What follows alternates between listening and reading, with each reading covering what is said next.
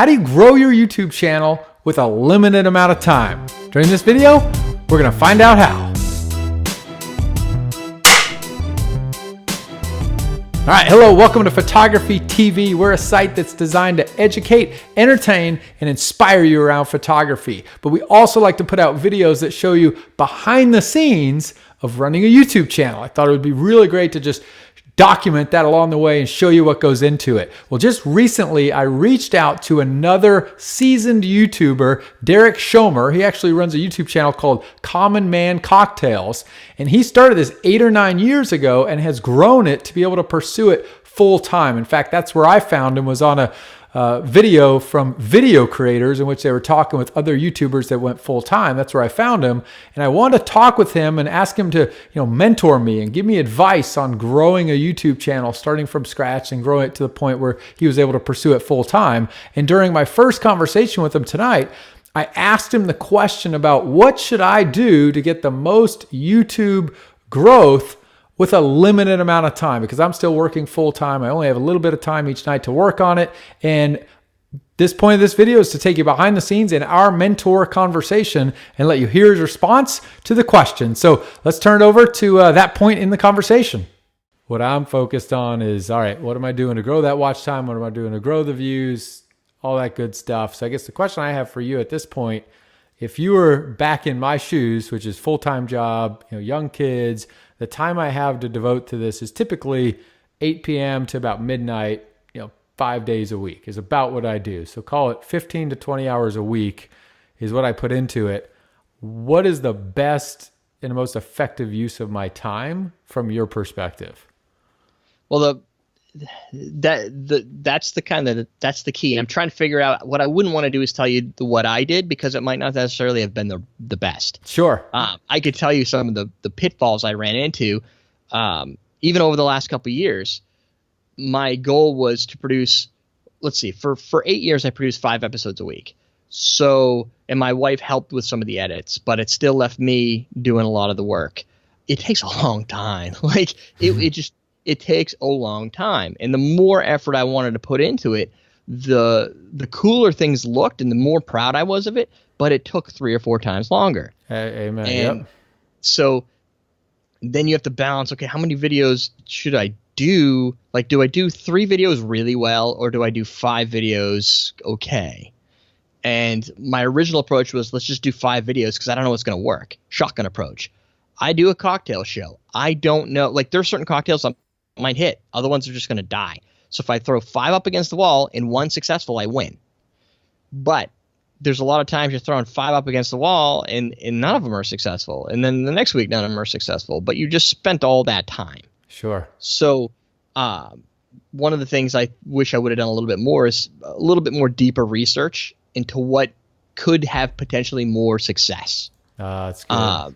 So, like, for instance, when I was talking to some of the folks from the influencer season 2, after the season was over, we still get together every now and then, and they're like, well, why don't you do maybe some more interesting listicle type stuff or compilations of stuff.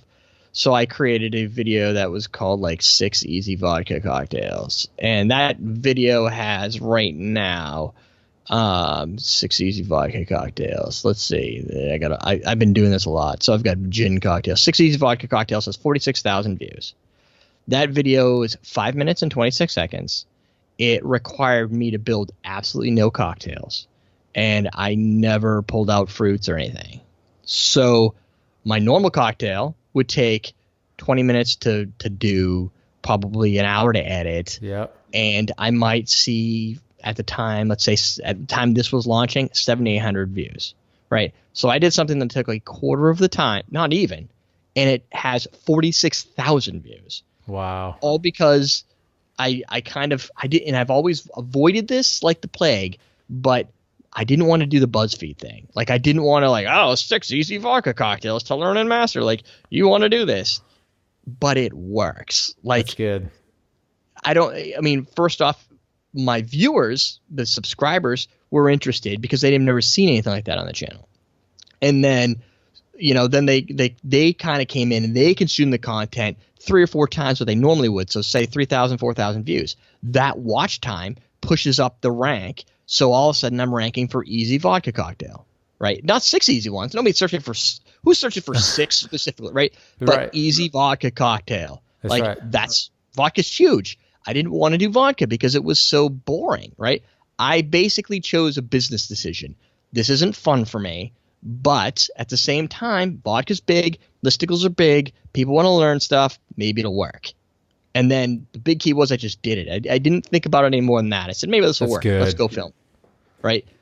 That, had I done a few more of those, if I had, while I was working every night, if I said, what if I did 3 episodes instead of 5, spent 2 of those nights when I'm not editing, researching stuff like, what is the right way to write this? Like, is it 6 easy vodka cocktails? Is it 6 easy vodka drinks? That makes a big difference. Certain people aren't searching for vodka cocktails. They want to make vodka drinks. They want to make vodka mixed drinks. Just doing the keyword research to get the views up means that hour I spent doing the research returns 46,000 views versus 700. That's so good. So that's quick to edit. If I was doing that, I would be able to edit, I could do an entire month in maybe 2 weeks, and I could sit and do nothing and do some research for a couple weeks and not burn as much time. That's so good. If you could figure out ways of burning less time, because while you're sitting there editing, you feel super productive. You're like, I'm kicking it, I'm rocking, I'm doing this awesome stuff. But what you're really doing is you're just working. But you're not necessarily doing it the wise way. It feels good because you're doing something. Yeah. Right? But you might not be doing the right thing. It's like walking on a treadmill and eating 2, boxes of chocolate cakes. The treadmill felt really good, but what about all the other stuff you're doing? That's good. That's awesome. I can totally relate to that example because probably I think one of the things that hits the most for photography is gear reviews and people looking at cameras. And I have not gone, I've only done like 1, and it's definitely performing better than most because that's just not my super interest, just talking about the gear. But why not at least do a gear review on every piece of equipment I have? Right. Quick hits. Exactly. Let me show you my top 10 favorite photos from this piece of gear. Boom, boom, boom, boom, boom, right? Yep. What you said is spot on versus that's the easiest thing to do, right? Yeah. You have the gear. How many videos a week do you do? Just 1? 1 to 2. So if you're doing 1 to 2, I would make one of those reviews. One of the things that is probably going to do well, but whatever. Because what my goal is because when that happens is your stats climb, and then you put out this other video and they fall back. Sometimes for not as far, but they still fall back. So my goal, and I think Daryl Eves had said this once, is like you want to keep the step. When it falls down, you don't want it to fall as far. And then you want to spike again, right? So if you did 2 videos a week, if you did one that you wanted to do and it gets, let's say the bar is 100 views, it gets 100 views. Then you put out this camera view, it gets 180 or 190. And then the next video you put out is yours, it gets 100 views. And then the next one gets 100, 100. It's going to continually build like a snowball. It's going to get a little bit more each time. That's good. All right, hopefully you liked that behind the scenes look. That's a mentor conversation that I had tonight. And I wanted to share it with you because I thought it was great insight, definitely something worth sharing. And I am so thankful for Derrick for spending time with me on the channel and being a mentor and someone I look forward to talking to in the future because he has blazed that trail already.